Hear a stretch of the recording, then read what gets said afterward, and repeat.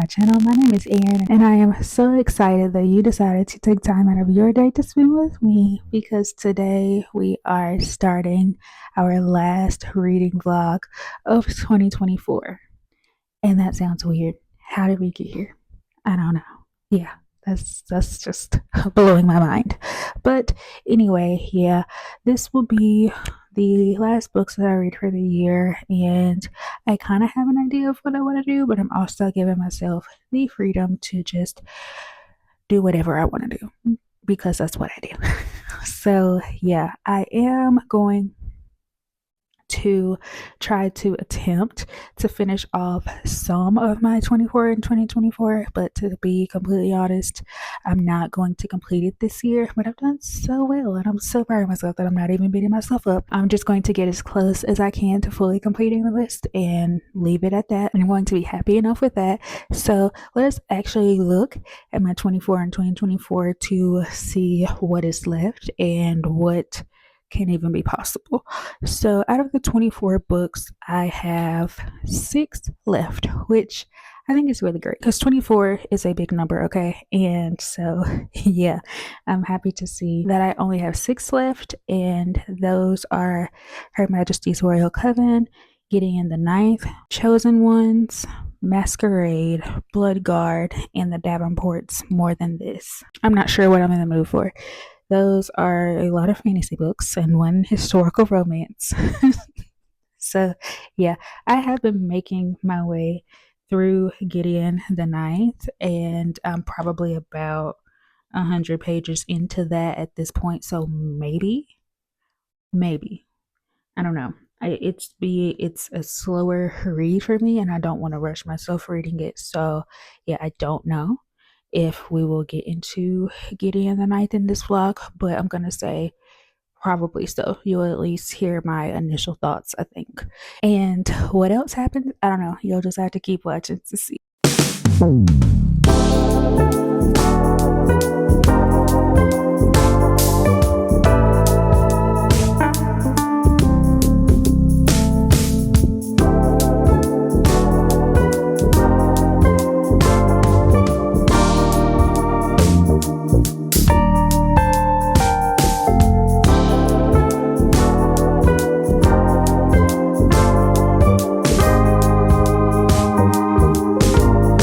Okay, y'all. So I have finished my first book of this vlog, and was it on my 24 in 2024? Absolutely not, because who would I be if I didn't choose chaos, right? So I finished Frenemies to Lovers by Synithia Williams. Cynthia, one of those. And this is a short novella that is a part of the Peachtree Cove series. Have I read anything in this series? No. But I think they're more like interconnected standalones, companion novels, something like that. So I didn't feel like I was missing out on anything reading this novella. So in this, we follow Tamara, who works as a city planner for the city of Peachtree Cove, and the mayor is working on a project to get this old abandoned mall up and running again and make it a place for people to be able to use again. And so Tamara is kind of the one leading this project, and turns out that the contractor is going to be a guy that she knew in high school who they used to be friends, but he just stopped talking to her all of a sudden. And so they're more like frenemies, I guess you could say, kind of, but not really. But that's what the title is. So I'm going to go with that. And so, yeah, they end up, reconnecting, and she finally figures out why he stopped talking to her so long ago, and they are like, attracted to each other, and so they strike up this romance, and they're trying to balance work relationships and also being together. So that's basically what this is. I'm being very vague because this is less than 100 pages, so I can't really tell you too much. But my thoughts on this is that I really enjoyed the banter between Tamara and Andre. I thought it was really cute. I liked Andre's personality, romantic personality with Tamara, if that makes sense. Just the way that he talked to her, I thought it was cute, and I enjoyed that. And yeah, my complaint with this is that I felt like it just left us up in the air. Like when this was finished, I was like, wait a minute, that's the end? Huh? That doesn't make sense. I feel like we at least had one or two more chapters to go. Like, what do you mean? So because of that, I ended up giving this a 3 star because I just didn't feel like there was enough substance in this for it to be any higher. I enjoyed my time with it. I liked the characters, I liked the story. I feel like if we had gotten more story, this would have been probably a 4 star at minimum because I did like it so much. But yeah, it just ended kind of weird in my opinion. So yeah, I don't really have much else to say about it because like I said, it's so short, and if I told you any more, I would be telling you the whole thing and you wouldn't need to pick it up, and that defeats the purpose because I am telling you these things because I want you to read it, right? I do think that this author's writing is something that I will enjoy in long form, so I do plan on picking up more in this Peachtree Cove series and seeing what it's about. So yeah, that's all I have to say. Bye.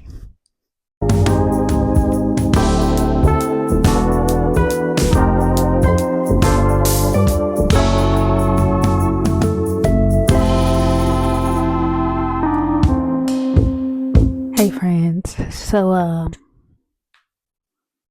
I've kind of been neglecting this vlog. I just haven't really felt like filming.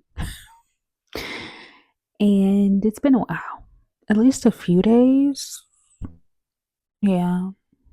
At least 3, if not longer. I've just been going back and forth with this cold, and it's very annoying. And I can't really shake it because during the day I'm always freezing, and as soon as I get ready to lay down and go to bed, I'm burning up hot.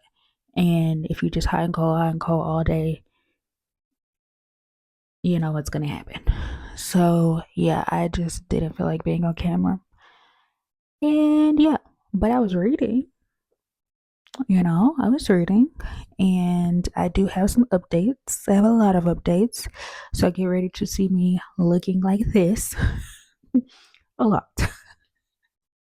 So yeah, let's just hop right into these updates. Okay, so I read Out of Office by A.H. Cunningham, and this, again, was not on my 24 in 2024 or anything. It's just something that I found and picked up randomly. I read this quite a few days ago, and I realized that if I did not film this review update about it now, that I'm going to lose all and any thoughts that I had about this book. And I did want to make sure that I talked about it. Okay. So in this, we are following Genevieve, and she is very much an overachiever, very much, type A, do things a certain way. And that is mainly because of her mother. Her mother was a single mom and kind of had to build herself up, and she has created this really great career. And now her mom mentors young Black women in corporate life and how to succeed and all of these things. And so Genevieve has followed her mother's advice, followed her mother's plan for her, and is now up for a promotion. Genevieve works in hospitality, and she just helped her company open up a new hotel in Panama. And so things are looking up for her as far as the promotion. And Genevieve decides that it's time to take a break. It's time to take a vacation, very much against her mother's wishes. She decides to take 2 weeks off and stay in Panama and just kind of, sightsee, relax, all the things before she goes back to her home and locks in for work. So while Genevieve has been in Panama, her company has kind of assigned a driver to her, and that person is Adrian. And Genevieve and Adrian are very much attracted to each other, but have kept their relationship professional up until the point where Adrian realizes that Genevieve is about to, leave, and he won't have access to her anymore. He's like, nah, I can't let this chance pass me by. Adrian convinces Genevieve to spend these next 2 weeks with him, just kind of exploring their physical chemistry and having a good time, getting to know each other, being friends. They recognize that Genevieve lives in Florida, Adrian lives in Panama, so there's really like not any way that they can be together. Also, their life goals are very different. Julian is a no. Where did Julian come from? Adrian is a recovering overachiever, and he is also, grieving the recent death of his parents. And so work is not his top priority anymore. And that is very much Genevieve's top priority. And so, yeah, just with their general differences, they know that, they're not going to really be anything. But, as things happen in romances, by the end of these 2 weeks, they're both really into each other and maybe kind of in love. It's a little insta lovey, a little insta lovey, a little fast moving for my liking and maybe reality, but whatever. In them getting to know each other, it makes Genevieve kind of question what she wants out of life and if this career driven path is really what is going to make her happy, or does she want something a little different? And that something a little different might just be Adrian. So yeah, that's basically what this is about. I thought it was really fun. I thought the chemistry between Genevieve and Adrian was really cute. I like Adrian as a love interest. I thought, you know, he gave the energy that I personally enjoy. A confident man who, you know, is not scared that you're scared of your feelings. Okay, love that. I thought that the setting in Panama was really great. This had some really good commentary on like gentrification and how people are bringing tourists into an area and it's not benefiting the people who already live there. It's driving them out of the area and making it impossible for them to, like make a living and all of those things. And I enjoyed that. There was a lot of like history and culture in this. It was really cool. Had a fun time. I ended up rating this a 3.5 star. I thought it was really cool, thought it was fun. To me, like I mentioned earlier, the romance just moved a little too fast, a little too much for me. And I just, I don't know, it was missing something for me, which is why I couldn't rate it higher. But what that something is, I couldn't tell you. I don't know what it is that was missing, which, well, it's a little frustrating, but yeah, I would recommend this. It's very fun. It's under 300 pages, somewhere between 250 and 300, so it's a quick read, a short read. And it's winter and I needed a little bit of summer on the beach. And so that's what I got with this. I enjoyed my time with it.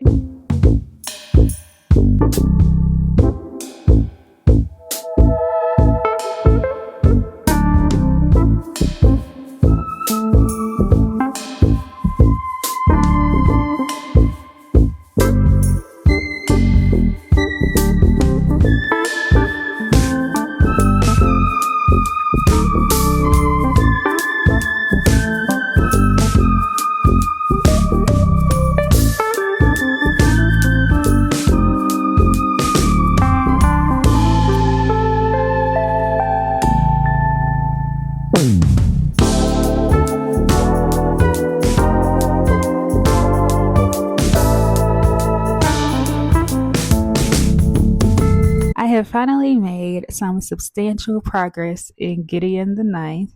I am, whoops.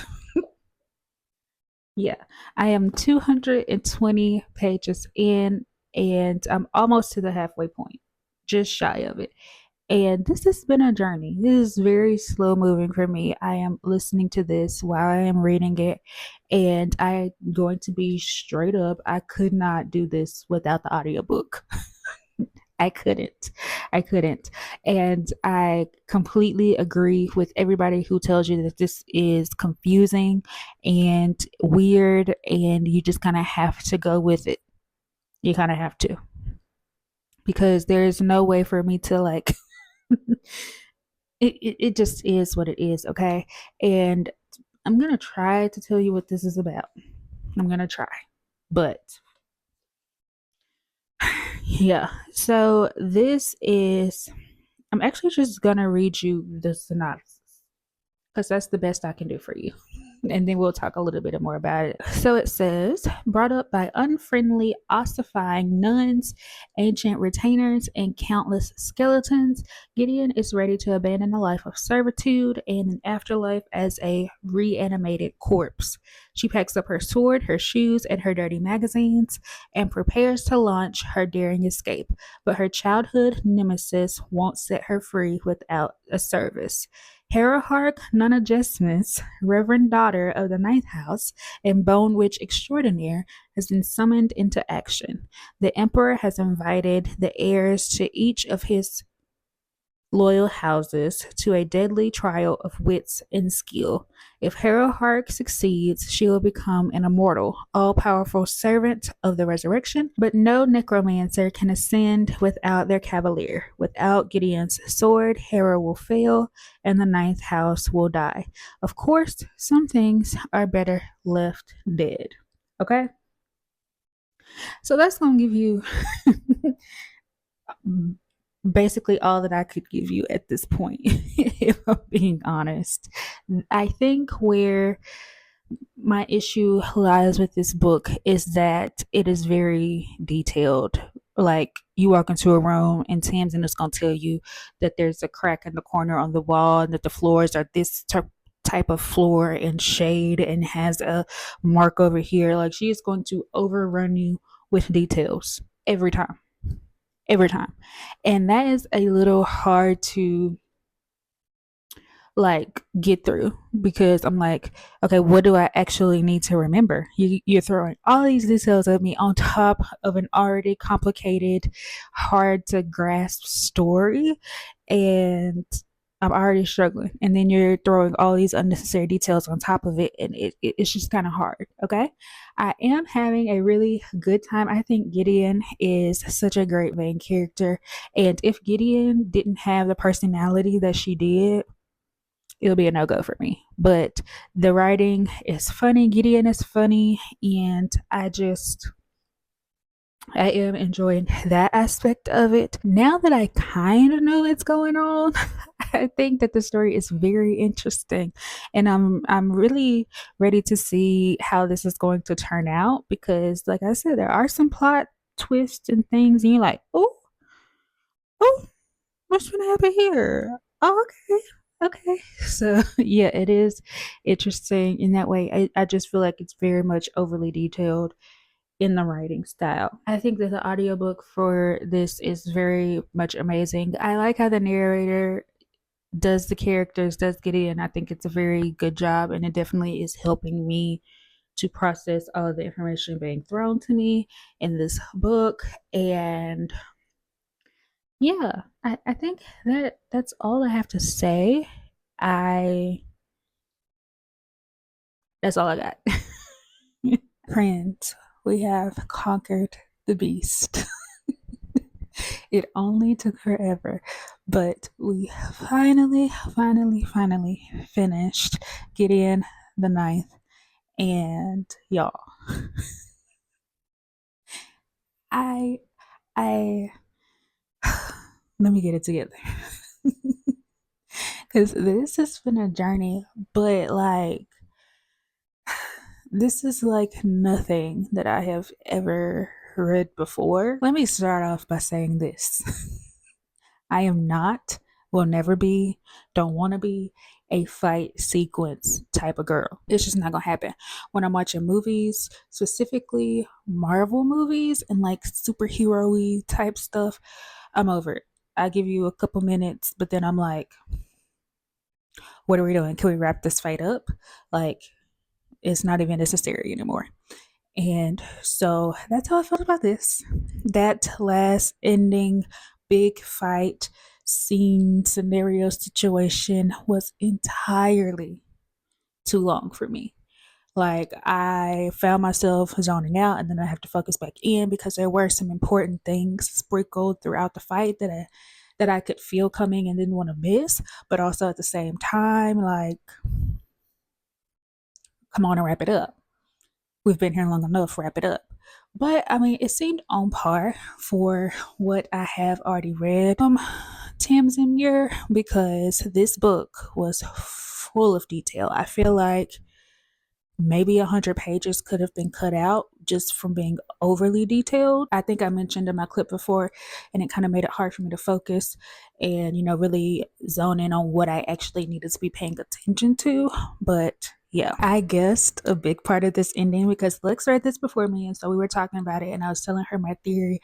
And I was like, if I guess this, like, I'm just feeling like all signs are leading to this one thing happening, but I don't think it's like a permanent situation because this character, is a big part of the series. So I can't really see that being a permanent thing, but I could see it leading up to that event happening. And I was right. This was so good.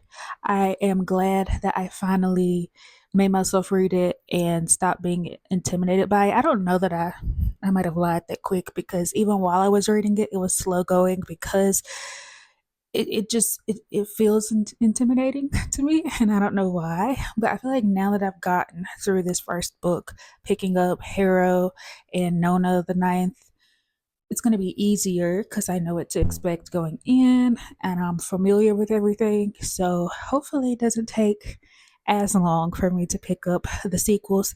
But actually, I don't plan on like rereading this anytime soon. So I'm going to have to pick up the sequel soon before I forget all of the things that have happened thus far. And I rated this a 4-star. I thought it was very fun.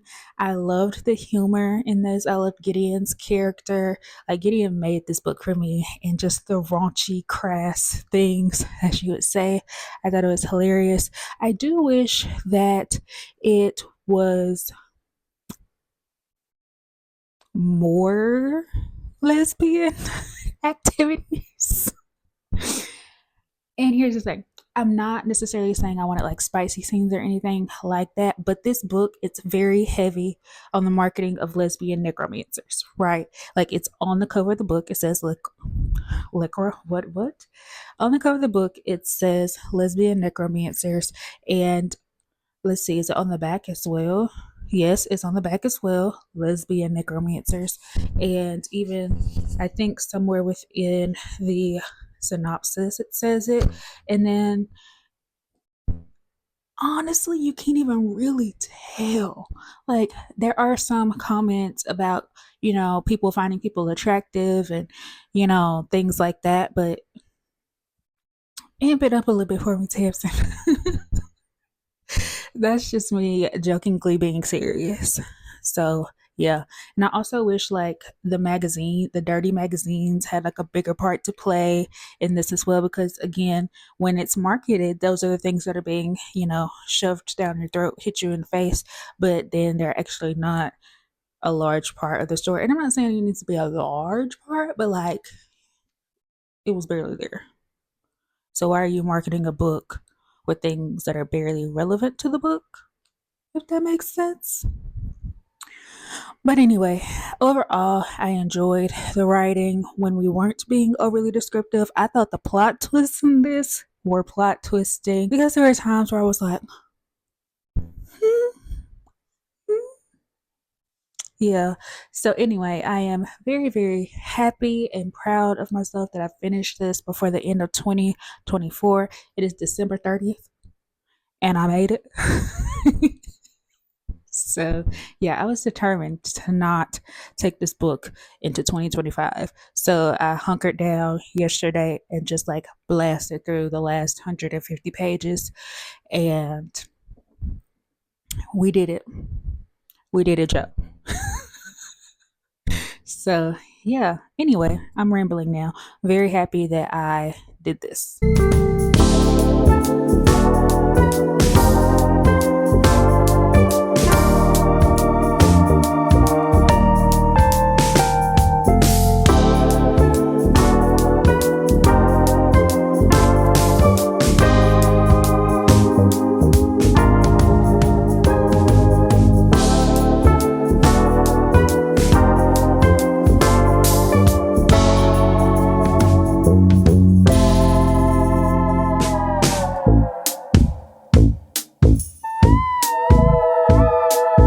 Okay, so I am also reading Chosen. Okay. Well, I'm gonna have to put the cover up because the cover is in a different room and I'm not getting up to go get it currently. So there's no point in me even holding this book up. It is very pretty though. I was so shocked because I don't think I opened the book when I bought it, but like this is really cute.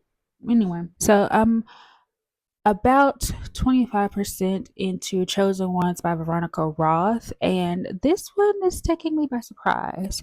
So I think that the comp that I keep saying about this is Umbrella Academy because that is really what the closest thing that I know of that kind of makes sense with this story. So in this we're following five people who as teenagers were recruited by I think like the CIA or something very similar to be the chosen ones. And there was a prophecy given that the chosen ones were going to defeat the dark one. Okay? You got the chosen ones and you got the dark one. And the dark one has been destroying places, people, all the things like creating major tragic events throughout the country. And so the chosen ones are taking as teenagers and are kind of trained and learn magic and end up defeating the dark one and I guess killing him. So, present day, we are 10 years later. We just celebrated the 10th anniversary of the Chosen Ones defeating the Dark One, and we are mainly following Sloane. Sloane didn't really have the best life growing up, and she has been struggling since all of this Dark One business happened. She was actually kidnapped by the Dark One and held um, wherever he kept her for about 24 hours. And so, on top of that, she's having a really hard time adjusting back to regular life after that. And she is not the favorite of the chosen one. She doesn't really like interacting with people, period. Like, she's just like, I don't want to celebrate the worst time of my life, which understandable. So yeah, she is in a relationship with Matthew, who was like the golden boy of the chosen ones and kind of their leader. I'm trying to like not tell too much, so I'm trying to like filter through what has happened so far. So yeah, shortly after this celebration of the 10 years of the defeat of the dark one of the chosen ones ends up dying, and this kind of shakes Sloane. It shakes all of them, but since we are following Sloane, we really see how it has affected her. I think this death is going to set off a series of events to where the chosen ones realize that their fight with the dark one is not over. I think that's what's going to happen. I have just gotten to the point where the um, member of the chosen ones has died, and that is really sad, and especially like really soon for me to be reading and about grief and all that. So my pace is slowed down a little bit, but I am shockingly enjoying this a lot more than I thought I would. I usually am not like a superhero type of person. Hey y'all, so let us catch up about chosen ones. So I'm about 115 pages in. I just finished chapter 14, chapter 14. And unfortunately, I am going to be soft DNFing this book. I am enjoying it, and I am liking it way more than I initially thought I would. But here's the thing, we just had a death happen, and the overall tone currently is very melancholic, very sad, and I can't do that right now. Just to put it simply, I need, you know, happier reads. It doesn't even have to be necessarily a happy book, but the tone of this book is just so drab and so down, and too soon. I'm just gonna say too soon. So yeah, I'm gonna set this down for now, and I'm going to come back to it hopefully pretty soon because I am enjoying this. I thought that the, kind of sad-ish tone wasn't going to last long, and I was going to be able to get through it and just, be fine. But yeah, it's not going anywhere. At least not right now. And I feel like it's getting worse. So yeah, I am going to set this down for now. I do plan on picking it back up because if you can see, I have a lot of tabs going on with just the first 100 pages that I've read. So yeah, I will revisit this, and that's pretty much all I have to say about Chosen Ones. So yeah, sorry I didn't get the chance to finish this, but just not in the right mental space, and that's okay. So y'all know how I am at this point. Well, at least I hope you do anyway. And I read another book, binged, excuse my scratchy throat. I don't know why my throat is so scratchy, but we're just letting it do whatever it wants to do. Okay, so yeah, I binged another romance. It's kind of like my thing now, binging romances. But anyway, I read Go Deep by Rilzy Adams, and this is a little novella where we are following. I had the synopsis pulled up because it was a couple days ago, which is the trend for this vlog, is me reading books and then waiting days to tell you about it and then forgetting. So yeah, in this we're following Nevaeh, who is an erotic writer, and she's in a rut. Okay, she is struggling. Her books are, not doing great. Her fans are calling her stale and uninspired, and it's like really bothering her. And the reasoning for that is because she has had a rough time in relationships. She broke up with her ex-boyfriend because she found his side chick's pregnancy test on her bathroom counter and it was positive. So yeah, that would oh, it's a mosquito in here. I hate mosquitoes. It's winter. We are not supposed to have mosquitoes right now. I gotta take care of it. All right. Definitely don't have time to get bit by a mosquito right now. Anyway, yeah. What was I even saying? So yeah, because of that, like, Nevaeh is having a hard time, which understood, sis, understood. So she enlists her best friend Xander to, help her get her inspiration back. And yeah, do with that information what you will, because I do mean that.